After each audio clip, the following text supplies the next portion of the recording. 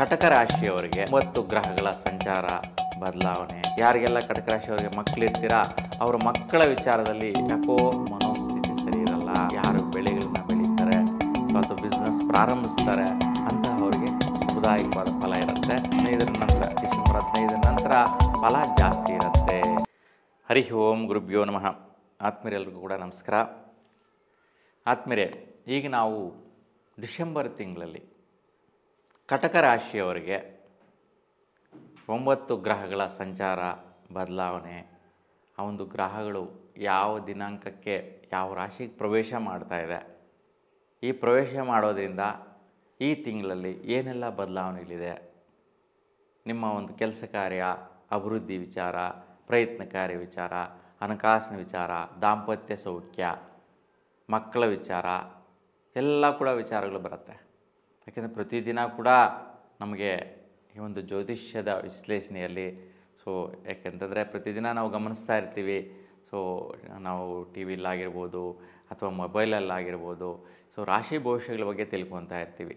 ಆದರೆ ತಿಂಗಳ ಪೂರ್ತಿ ಏನೆಲ್ಲ ಇದೆ, ಯಾಕೆಂದರೆ ದೀರ್ಘಕಾಲಕವಾಗಿ ನಮಗೇನೆಲ್ಲ ಆಗುತ್ತೆ, ಒಂದು ವರ್ಷದಲ್ಲಿ ಒಂದು ತಿಂಗಳ ಪೂರ್ತಿ ಬದಲಾವಣೆ ಮೇಜರಾಗಿ ಯಾವ ರೀತಿ ಇದೆ ಅನ್ನುವಂತಹದ್ದು ಒಂದು ದುಗುಡ ಮನೋಸ್ಥಿತಿ ಒಂದು ಕಾಡ್ತಾ ಇರುತ್ತೆ. ಆದರೆ ಅದನ್ನು ಗಮನಿಸೋದ್ರಿಂದ ಏನಾದರೂ ಬದಲಾವಣೆ ಮಾಡ್ಕೋಬೋದಾ, ಇಲ್ಲ ಆ ಒಂದೇನಾದರೂ ವೈಪರೀತ್ಯಗಳಿದ್ರೆ ಅದನ್ನು ತಡೆಯುವಂತಹದ್ದಕ್ಕೆ ಏನು ಮಾಡ್ಕೋಬೇಕು, ಯಾವ ರೀತಿಯ ತೊಂದರೆಗಳು ಬರ್ಬೋದು ಅನ್ನುವಂಥದ್ದನ್ನು ಕೂಡ ಬಹುಮುಖ್ಯವಾಗಿ ತಿಳ್ಕೊಳ್ಳೋದು ಉತ್ತಮಪ್ರದಾಗಿರುತ್ತೆ. ಏಕೆಂದರೆ ಆ ಮನೋಸ್ಥಿತಿ ಪ್ರತಿಯೊಬ್ಬರಲ್ಲೂ ಕೂಡ ಇರುತ್ತೆ. ಹಾಗಾಗಿ ನೋಡಿ, ಈ ಒಂದು ತಿಂಗಳಲ್ಲಿ ಸೂರ್ಯ ವೃಶ್ಚಿಕ ರಾಶಿಯಿಂದ ಧನುಸ್ಸು ರಾಶಿಗೆ 15ನೇ ತಾರೀಕಿಗೆ ಬದಲಾವಣೆ ಆಗ್ತಾನೆ, ಪ್ರವೇಶ ಮಾಡ್ತಾನೆ. ಧನುಸ್ಸು ರಾಶಿಗೆ ಯಾವಾಗ ಹೋಗ್ತಾನೋ ಆವಾಗ ಧನುರ್ಮಾಸ ಅಂತೇಳಿ ಹೇಳ್ತೀವಿ. ಒಂದು ತಿಂಗಳ ಕಾಲ ಸಂಕ್ರಾಂತಿವರೆಗೂ ಈ ಒಂದು ಧನುಸ್ಸು ರಾಶಿಯಲ್ಲೇ ಈ ಒಂದು ಸೂರ್ಯ ಇರ್ತಕ್ಕಂಥದ್ದು. ಅದಕ್ಕೇ ಧನುರ್ಮಾಸದಲ್ಲಿ ವಿಶೇಷವಾಗಿ ಈ ಒಂದು ಅಯ್ಯಪ್ಪ ಸ್ವಾಮಿ ಮಾಲೆಗಳು ಹಾಕೋದು ಜಾಸ್ತಿ, ಮತ್ತು ವಿಶೇಷವಾಗಿ ಪೂಜಾ ಕೈಂಕರ್ಯಗಳು ಮಾಡೋದು ಜಾಸ್ತಿ. ಯಾಕಪ್ಪ ಅಂತಂತಂದರೆ ನೋಡಿ, ನಮ್ಮ ಸೂರ್ಯನಿಗೆ ಭೂಮಿ ತಿರುಗುವಂತಹ ಸ್ಥಿತಿ, ಕಕ್ಷೆ ದೀರ್ಘ ಸ್ಥಿತಿಯಲ್ಲಿರುತ್ತೆ, ಅಂದರೆ ದೂರ ಸ್ಥಿತಿಯಲ್ಲಿರುತ್ತೆ, ಹತ್ತಿರ ಇರೋದಿಲ್ಲ ಭೂಮಿಗೆ. ಹಾಗಾಗಿ ಆಷಾಢ ಮತ್ತು ಈ ಒಂದು ಶೂನ್ಯ ಮಾಸ ಅಂತೀವಿ, ಧನುರ್ಮಾಸ, ಈ ಸಂದರ್ಭ 6 ತಿಂಗಳಿಗೊಮ್ಮೆ ಈ ಒಂದು ಬದಲಾವಣೆಯ ಸಮಯ ಹೆಚ್ಚಾಗಿರುತ್ತೆ. ಹಾಗಾಗಿ ಸೂರ್ಯನಿಂದ ದೂರ ಹೋಗಿರೋದ್ರಿಂದ ಭೂಮಿ ಇವಾಗ ಮಂಜು ಜಾಸ್ತಿ ಇರ್ತಕ್ಕಂಥದ್ದು, ಚಳಿ ಜಾಸ್ತಿ ಇರುತ್ತೆ. ಯಾಕೆಂತಂದರೆ ಬಿಸಿಲು ಕಡಿಮೆ ಬರುತ್ತೆ. ಇದರಿಂದ ವೈಪರೀತ್ಯಗಳಾಗುವಂಥ ಸಾಧ್ಯತೆ ಕೂಡ, ಯಾಕೆಂದರೆ ಭೂಮಿ ಅಲ್ಲಿ ಸ್ವಲ್ಪ ಬೇಗ ರೊಟೇಟ್ ಆಗುವಂತಹದ್ದು, ಕ್ರಾಸಿಂಗ್ ಪ್ಲೇಸ್ ಅಂತೇಳಿ ಹೇಳ್ತೀವಿ 6 ತಿಂಗಳಿಗೊಮ್ಮೆ. ಅದಕ್ಕೆ ಡಿಸೆಂಬರಲ್ಲಿ ಬಹಳಷ್ಟು ಜನ ತೊಂದರೆಗಳಾಗ್ತಾ ಇರುತ್ತೆ, ಆಕ್ಸಿಡೆಂಟ್ ಆಗುವಂತಹದ್ದು, ಅನಾರೋಗ್ಯ ಪೀಡಿತರಾಗುವಂತಹದ್ದು ಜಾಸ್ತಿ ಇರುತ್ತೆ. ಹಾಗಾಗಿ ಈಗ ಗ್ರಹಗಳ ಒಂದು ಬದಲಾವಣೆ ಈ ಥರ ಎಲ್ಲ ಇದ್ದಾಗ ಈ ಒಂದು ಸೂರ್ಯ ಧನುಸ್ಸು ರಾಶಿಗೆ ಹೋಗ್ತಾ ಇರ್ತಕ್ಕಂಥದ್ದು ವಿಶೇಷ. ಅದಕ್ಕೆ ವಿಶೇಷ ಪೂಜೆ ಕೈಂಕರ್ಯಗಳೆಲ್ಲ ಜಾಸ್ತಿ ಯಾಕಪ್ಪ ಮಾಡ್ತಾರೆ ಅಂದರೆ ಈ ತೊಂದರೆಗಳೆಲ್ಲ ಆಗಬಾರ್ದು ಅನ್ನೋ ಉದ್ದೇಶಕ್ಕೋಸ್ಕರ. ಇನ್ನು ಶುಕ್ರ ಬದಲಾವಣೆ ಡಿಸೆಂಬರ್ 2ನೇ ತಾರೀಕಿಗೆ ಮಕರ ರಾಶಿ ಪ್ರವೇಶ ಮಾಡ್ತಾನೆ, ಧನುಸ್ಸು ರಾಶಿಯಿಂದ ಮಕರ ರಾಶಿಗೆ ಹೋಗ್ತಾನೆ.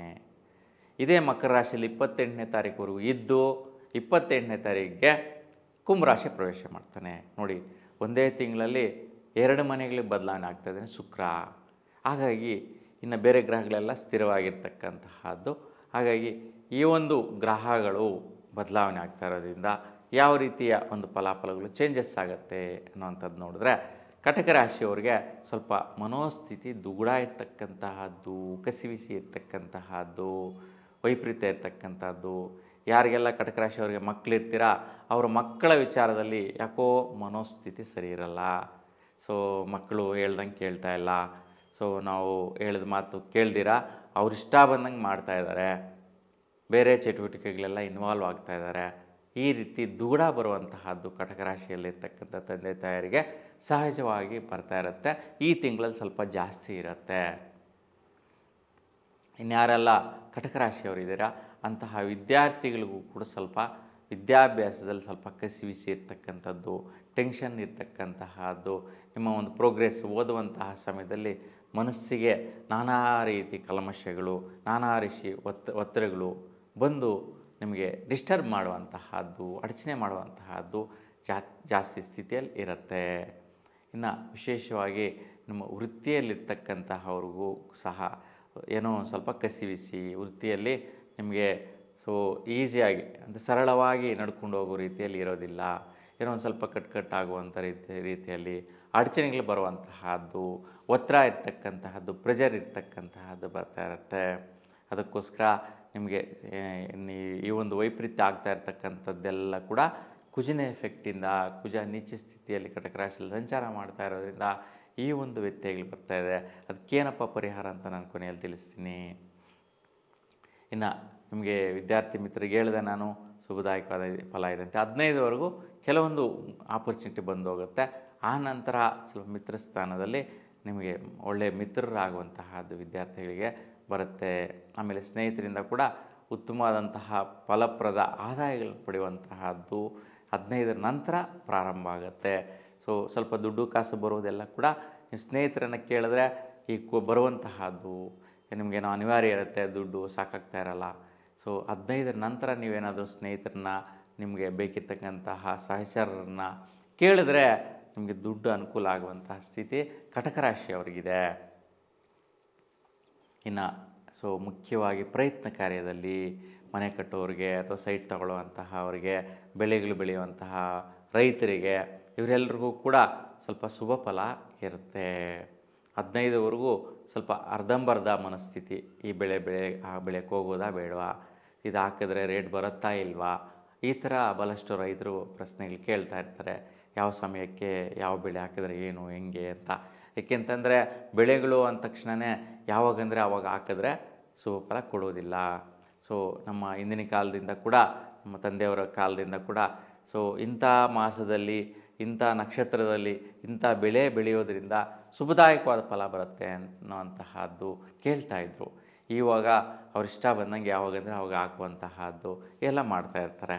ಸೊ ಯಾರೋ ಹಾಕಿದ್ರು, ಇವರು ಬೆಳೆ ಬೆಳೆದುಬಿಟ್ರೆ ಒಳ್ಳೆ ರೇಟ್ ಬಂದುಬಿಡುತ್ತೆ ಅಂತ.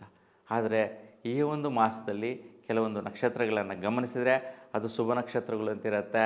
ಅದರಲ್ಲಿಯೂ ಕೂಡ ಈ ಒಂದು ಬೆಳೆಗಳಿಗೆ ಜಯ ಸಿಗುವಂತಹ ಒಂದು ಫಲ ಕೊಡುವಂತಹ ನಕ್ಷತ್ರದ ಬಲ ಬರುತ್ತೆ. ಆ ನಕ್ಷತ್ರಗಳಂದು ಯಾರು ಬೆಳೆಗಳನ್ನ ಬೆಳೀತಾರೆ, ಸೊ ಅಥವಾ ಬಿಸ್ನೆಸ್ ಪ್ರಾರಂಭಿಸ್ತಾರೆ ಅಂತಹವರಿಗೆ ಶುಭದಾಯಕವಾದ ಫಲ ಇರುತ್ತೆ.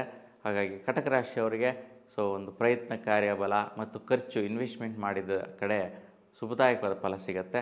ಹೆಚ್ಚಿನ ಸ್ಥಿತಿಯಲ್ಲಿ 15ರ ನಂತರ, ಡಿಸೆಂಬರ್ 15ರ ನಂತರ ಫಲ ಜಾಸ್ತಿ ಇರುತ್ತೆ. ಈ ವಿಚಾರದಲ್ಲಿ ವೈಪರೀತ್ಯ ಇಲ್ಲಿರೋದಿಲ್ಲ.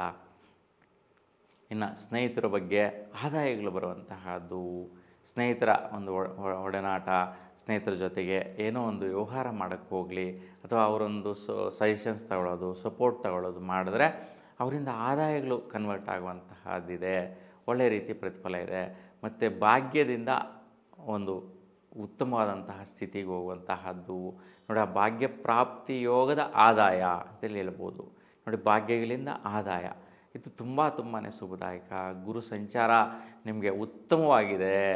ಕಟಕ ರಾಶಿಯವರಿಗೆ ನೋಡಿ, ಸ್ನೇಹಿತರಿಂದ ಒಳಿತಿದೆ, ಭಾಗ್ಯದಿಂದ ಇನ್ವೆಸ್ಟ್ಮೆಂಟಿಂದ ಒಳಿತಿದೆ, ಮತ್ತು ಬರುವ ಆದಾಯಗಳಿಂದ ಒಳಿತಿದೆ ನೋಡಿ. 3 ರೀತಿಯ ಪ್ರತಿಫಲಗಳನ್ನು ಒಂದು ಗ್ರಹದಿಂದ ಪಡಿತೀರಾ ನೋಡಿ. ಈ ರೀತಿ ಒಂದೊಂದು ಗ್ರಹದ ಫಲ ಒಂದೊಂದು ಮಾಸದಲ್ಲಿ ಸಿಗ್ಬಿಡುತ್ತೆ, ಯಾವಾಗಲೂ ಸಿಗೋದಿಲ್ಲ. ಸೊ ಅಡಚಣೆಗಳಿರೋದಿಲ್ಲ, ತೊಂದರೆಗಳಿರೋದಿಲ್ಲ.